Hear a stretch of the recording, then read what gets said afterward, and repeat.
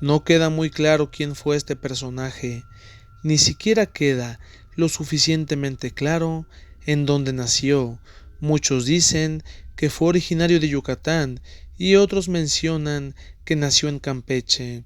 De lo que no hay duda es que su nacimiento tuvo lugar en el año de 1867.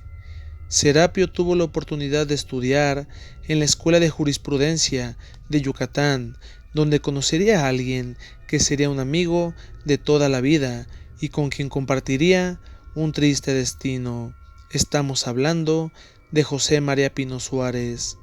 Durante sus años de estudiante se interesó por la literatura y comenzó a escribir varios textos, los cuales firmaba con un seudónimo.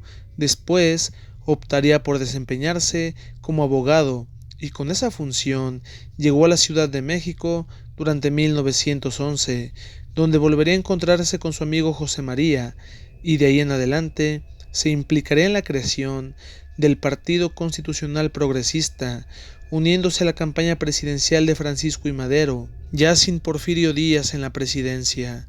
De igual manera, se convertiría en uno de los directores del periódico Nueva Era y para 1912 sería diputado por Mérida, donde apoyaría al presidente Madero de forma incondicional.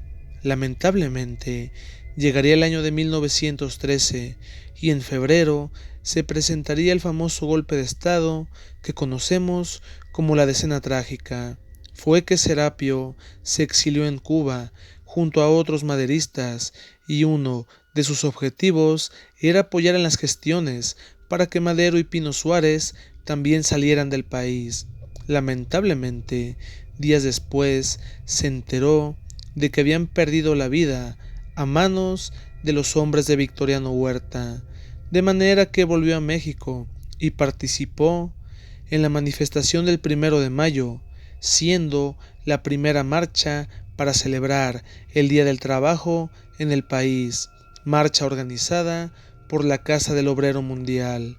Después se convertiría en opositor al huertismo y manifestó en todo momento que apoyaría a los trabajadores en contra de las injusticias del nuevo gobierno, lo que ocasionó que las autoridades le comenzaran a dar más atención de la debida.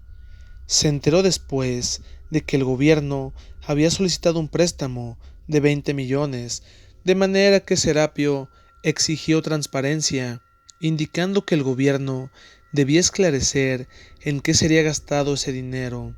Fue así que desde la presidencia se dejó en claro que Serapio era un hombre que estaba en contra del gobierno, lo mismo que apoyaba las demandas de los obreros, y nunca dejó de acusar a Victoriano Huerta por los crímenes en contra de Madero y Pino Suárez.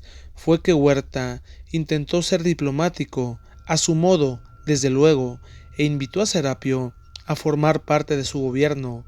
Le dijo que lo convertiría en su colaborador cercano, a lo que éste se negó. Luego, simplemente le ofrecieron dinero y una vez más dejó en claro que no dejaría de ser una molestia para la presidencia. Fue que el general Aureliano Blanquet dio la orden de detenerlo. La noche del 22 de agosto de 1913, mientras se encontraba en una cena, sus acompañantes le aconsejaron que abandonara el país. Siendo las 11 de la noche, les dijo que era tarde y debía marcharse, de manera que los otros comensales le dijeron que lo acompañarían a casa o que lo podían llevar en automóvil, a lo que éste se negó, diciendo que vivía cerca. Se marchó del lugar y cerca de su casa ya lo esperaba un vehículo de la policía. En cuanto se acercó, los agentes lo sometieron y lo llevaron a un cuartel en Tlalnepantla, Estado de México, donde el coronel Felipe Fortuno Miramón, supuesto descendiente de Miguel Miramón, ordenó que lo encarcelaran. Este intentó defenderse, lo que fue en vano. Entonces, uno de los soldados le dijo: al menos este sí mete las manos, no como Madero y Pino Suárez. La burla a sus dos compañeros y amigos le molestó, de manera que le dio una bofetada al soldado impertinente. Después lo hicieron entrar en una cabina donde un soldado lo acompañaba, mientras otro hacía guardia junto a la puerta.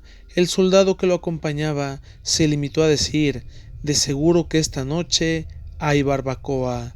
Serapio sabía que tenía las horas contadas, de manera que se acercó a la puerta y pidió al soldado que le trajera tinta y papel, debido a que necesitaba escribir una carta para despedirse de su familia. El soldado no le contestó. Sin embargo, después de unos minutos le trajeron lo que había solicitado.